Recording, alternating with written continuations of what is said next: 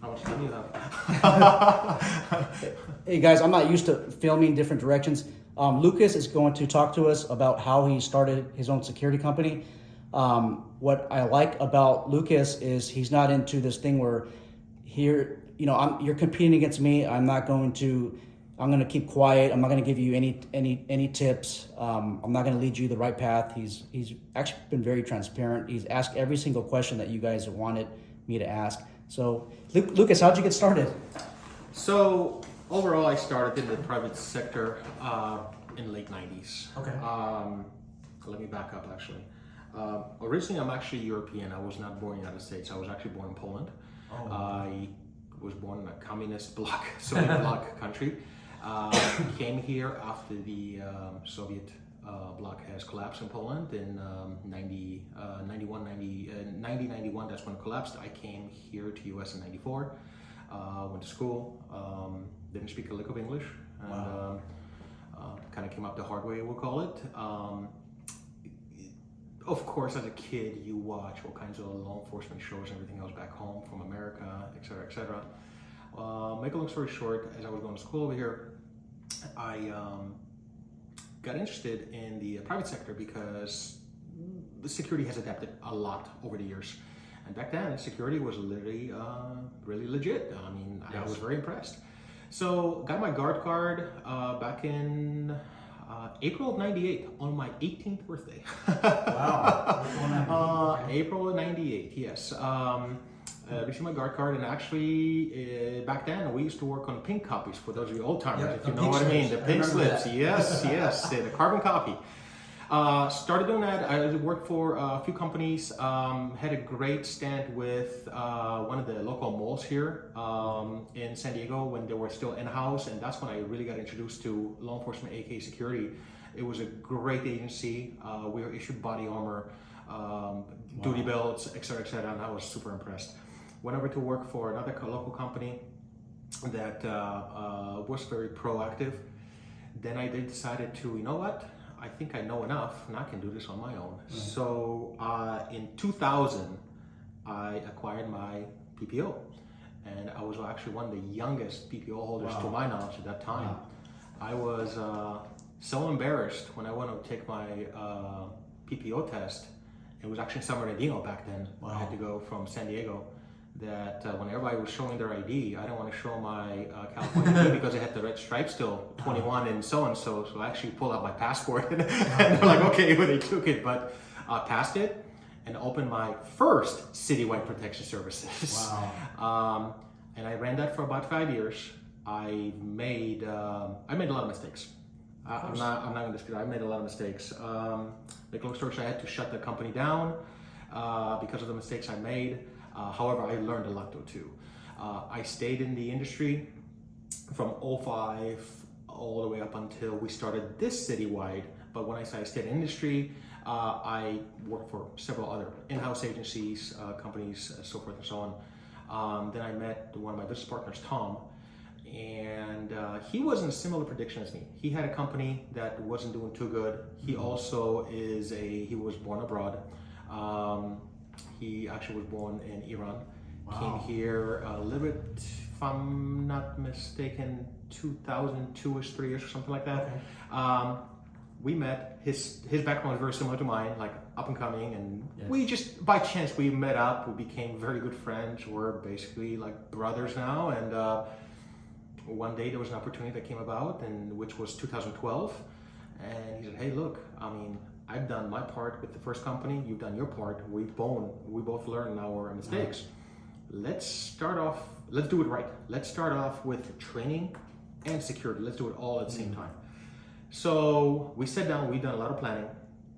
And as I told you earlier downstairs, we started with a couple of grand in our pockets, literally. It wasn't like, you see the cars now and everything else. Oh my God, I mean, the average car here costs like $45,000 to $50,000, but no, none of us had a loan, nothing, started with a couple grand, a 1.5, 2-man show basically with one Crown Vic, and started getting accounts. Was that the Crown Vic that you showed me? No, the original Crown Vic, I might be able to send you a picture later on. But this one, we've gone through at least like 40 Crown Vics over the years. Wow. Because of, we would buy them used and of course get good 6 months out of them and then dump them like most companies do, unfortunately. Right. But then when we in 2012, when we sat down, we're like, hey, let's start this, do it right. So we were thinking about the names, and we had all kinds of names out there, and I'm like, look, I know it's kind of bad karma. I'm like, but what do you think about Citywide Protection Services? And Tom knew about my old company. The reason being is because I kind of had like a grudge, I guess that's the right word, as in like, hey, I failed my first one. I want to do the second one right. But like, yes. So I kind of pushed him like, hey, what do you think about Citywide Protection Services? And Tom and he said back like, oh my God, I love the name. And I'm like, well, come on, man, you knew the name before. Like, yeah, but it just kind of hit me right now. So we started new Citywide, the reborn Citywide. It started in November, please don't quote me on November of 2012. And been doing it ever since. We've been growing steadily every single year. We're going our 11th year right now. Wow. We have a branch in Riverside. We are, I guess we can argue, we are one of the largest locally owned agencies here in Southern California. We definitely have the largest patrol fleet for local companies here owned. I think the only larger company than us here locally with more cars is Ally Barton. That doesn't count. Right, but for local, I don't know too much about. I know there's a couple like local agencies up in LA County that have quite a few cars, but for here, there's nobody else. So again, we've been doing it ever since, and steadily growing. What I've learned over the years is that I know for a fact I cannot do this myself. There's no way. Just like Tom has learned, and our third business partner, Sam. None of us can do this ourselves. So you need to have a good partnership. As an example, I am very, very good at, for example, acquisitions, planning, routing, things like that, logistics part, training, acquiring the best equipment, etc. But I hate accounting, and I hate, let's say, the HR deal. That's where my other business partners come in. Tom he's a numbers guy. He's a great accountant, and he's a strategist. That's the right word. He strategizes for like, okay, predictions for hey, this is where I see the company going, but this is what we have to do to get there, etc. And then Sam, our other business, he's in charge of HR. He's very meticulous. His background is a corporate world, so he's very meticulous with paperwork. And I have to say, knock on wood here, we have been very, very fortunate and lucky in regards to, we get claims all the time from employees, ex-employees, like you mentioned, etc. But Sam has this paperwork down really to their teeth in regards to the employees and everything else. And again, I'm an open book, so we also, another thing we learn, or we adapt all the time, we overcome. It's public information. I'm not going to hide anything, but we, for example, got audited by BSIS a few years back. And yes, again, it's public information. They issued us a citation because we learned something that day that we did not know. For example, that we officially got cited for people that were working for us without a guard card. Now, I'm willing to share that they all had guard cards. However, the guard cards expired on the day of whatever, and we missed it. I guess I have my own explanation. We missed it. These people at work for us. When we caught it was a couple weeks down a line. They renewed their guard cards. However, unfortunately, because they're on a schedule, BSIS, I was not aware of that. That is against the Business Professionals Code. Don't quote me on the number. They cited us. Fine. We adapted. We learned. Was it a surprise inspection, or did they? It was well. It's always a surprise. Especially, let's be real. They say, like, hey, this is we're gonna come out, but it's like literally a day. Like you have no notice. So, for example, my argument, I'll just call it argument, was that a guard card, just like your firearms card and everything else, just like your driver's license, right? As an individual, it is your responsibility to make sure your driver's license is up to date, because it's a state issue license. Well, per BSIS, and I'm not trying to talk smack here, please. It's my responsibility to make sure that your guard card is good if you work for me again. And that's a recent change in law. Yes, very recent. Exactly. So going back to the adaptation, now it will never happen again because we put procedures in place where we have automated system now And just a side topic, it's kind of said that we have to do it, but we have an automated system here internally where we actually have alerts coming up when somebody's like within 30 days or actually it starts at 90 days all the way up to like day one, and we have to tell our employees like, make sure you renew this, make sure you do this, make sure you do that. But that again, we adapt all the time. So again, going back to the overall company, everything that you guys saw earlier outside, all the vehicles, all this is we started from ground up. Nobody gave me $1 million. Nobody gave me, money. No, I didn't have a rich auntie or uncle that died and left me something. Nope. This is all blood and sweat. And I mentioned to Sean earlier, in regards to, for example, like the vehicles, the looking like police aside, every single equipment that you guys see on these cars, we've done everything here in the house, in the parking lot, basically. We did not, myself and my in-house installer, we've done everything. And this goes all the way back to the Crown Victoria. So all together with the cars that we replaced, we've done well over 100 cars. Wow, over 100 cars? Over 100 cars, yes. Amazing. Lucas, would you be able to talk about or discuss how do you get contracts? I mean, how does that work? How did you start off like in the beginning with getting contracts? Just like everybody else at the beginning, I was old school, so it was door to door. That's what I call it. Let me explain. So we would bring out business cards, pamphlets, drive a car around, and we would go door to door. I mean, like from, let's say, apartment complex to apartment complex to the businesses that would need basically security. And that's where my other business partners come in, like Tom and stuff, and they're like, look, okay, we're still gonna do this, but why don't we start utilizing social media? I'm like, internet? Who the heck wants that stuff? Internet, Google, like, come on, that doesn't work. And he's like, let's do it. And I was very pleasantly surprised that back in early 2010s, we'll call it, between 2012 and up until about 2016-ish, for the first 4 years, which is probably the most crucial time for any business, obviously, first 5 years is the most crucial. We did it in 4. The internet was great. Our website was one of the top rated here locally for security. We were very hardcore on, we were willing to spend the money on Google ads, et cetera, and we were getting a lot of business from internet. And one thing led to another, so forth and so on. Today, I can honestly say I have a great marketing team, excellent marketing team, and I'm not trying to brag, please don't take it that way, but we don't really go out there and look for clients anywhere. The clients come to us. Wow. We're at that point right now. It's the word of mouth. But you have to put in your blood, sweat, and tears, everything to get to that level already. Yes, absolutely. And I guess I apologize. So maybe go back to the question that the gentleman did earlier. Yes, we do actually have contract with, we'll call it a quasi-agency for the city, to where we actually patrol some communities here within the city of San Diego. For mainly, sadly, California, where they call us a transient police. As in, like, we have to deal with the homeless people, folks and stuff like that. And we do our best, obviously. We're trying to be compassionate, but at the same time work with the businesses and stuff like that, because the police department just doesn't have time for that stuff. No, you don't. And obviously you're here in town, you've been to downtown. We have a lot of sites downtown. A lot of high rises that we provide services for, and that's kind of our number one problem, by the way. So, awesome. Could you mention what do you look for in an employee for citywide? So, sadly, and the hiring process. Yes.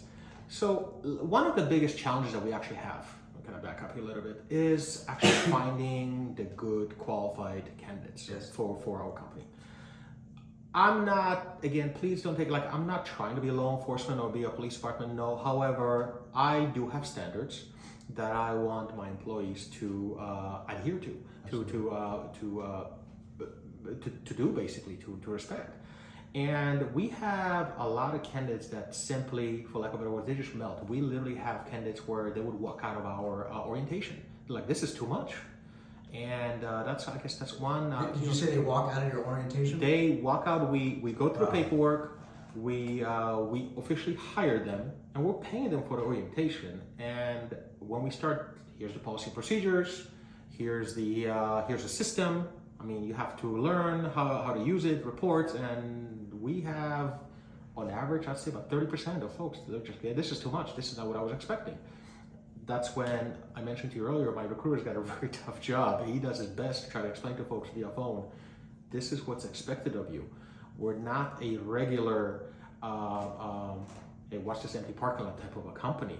At the same time, I'm not telling God to go out there and arrest the world. No, not at all. However, what I would expect you to do, if you're assigned to one of my static properties and you see an issue, all I want you to do at the very least is walk up and make contact with the person.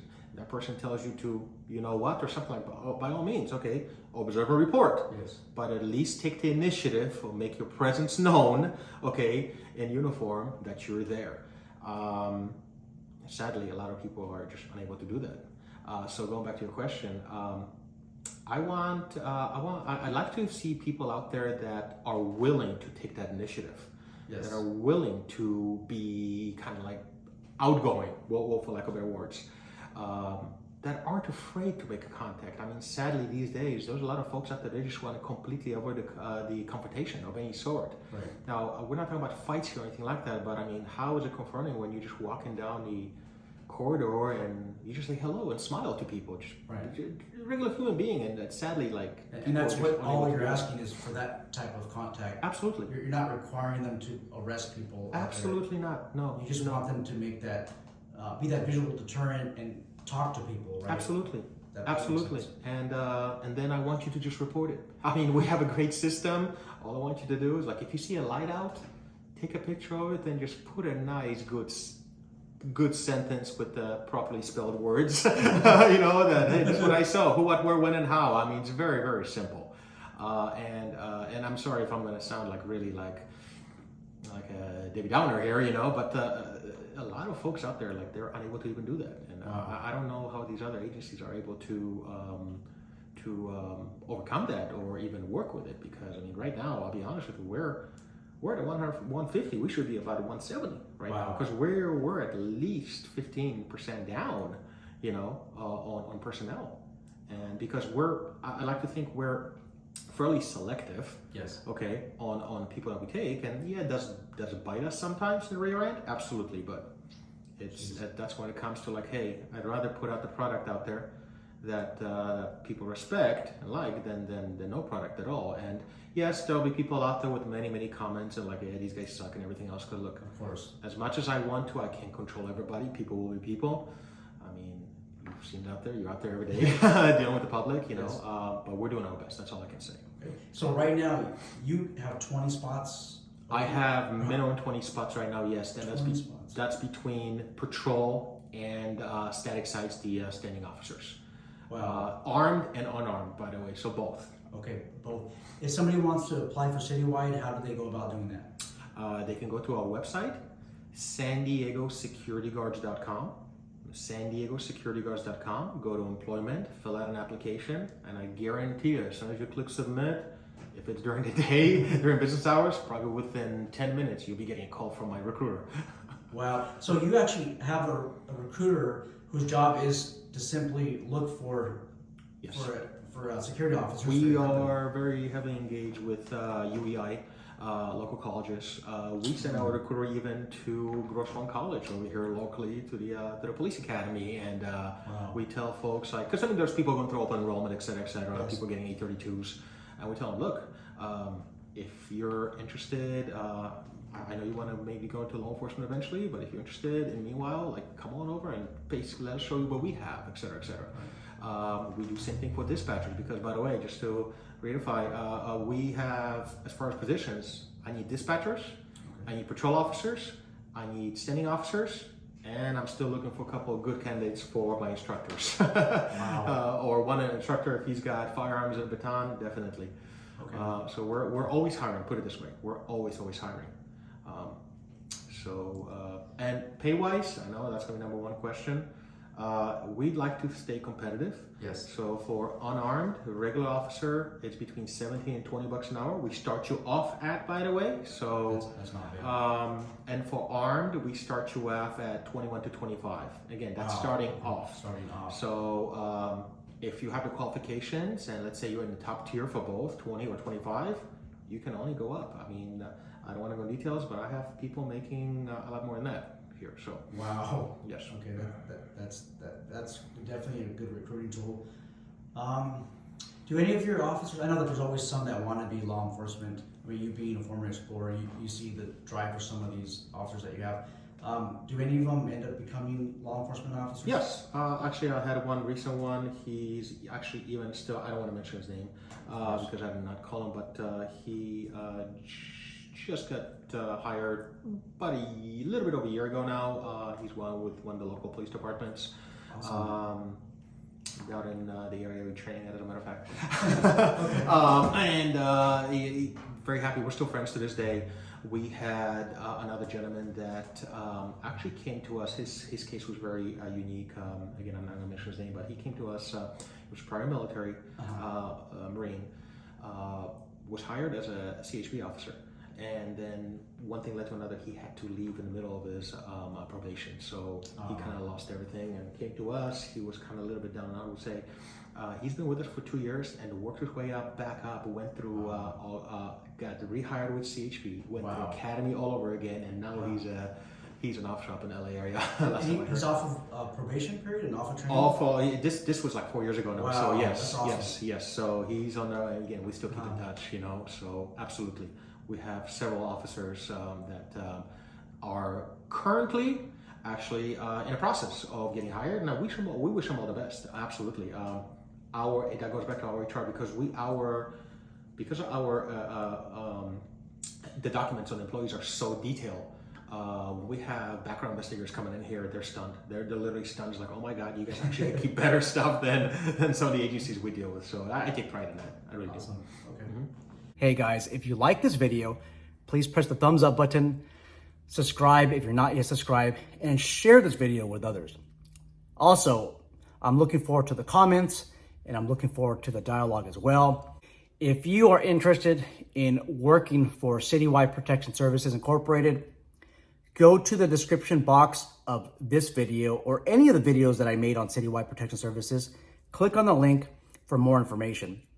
Don't forget to let them know that Sean Sundahl from the Security Investigations Leadership Channel sent you. I don't get paid at all from them. I do get media exposure. And the reason why I want you to give my name to them is just so that we can track the results. How effective are these videos that we are making? Is the reach there? Also, if you own your own security company or you want your employer to be featured on one of my videos, you want me to visit your place in person, let me know. Just let me know. Shoot me an email, ssundal@yahoo.com. Actually, in the description box, I'll leave my email address. Let me know. If you're not too far, then maybe I'll come down there. I usually do my visits, or I usually ask for visits when I'm in the area on training. And I could be training anywhere in California, sometimes other states. I want to say, I don't want to give the month, but towards the fall period, I will be in the Epping, New Hampshire area. I'll be training at the Sig Sauer Academy in New Hampshire. If you own a security company or your employer has a neat security company that you want me to visit, just let me know and I might make some time for that. That's all I have. Be blessed, everyone. Take care.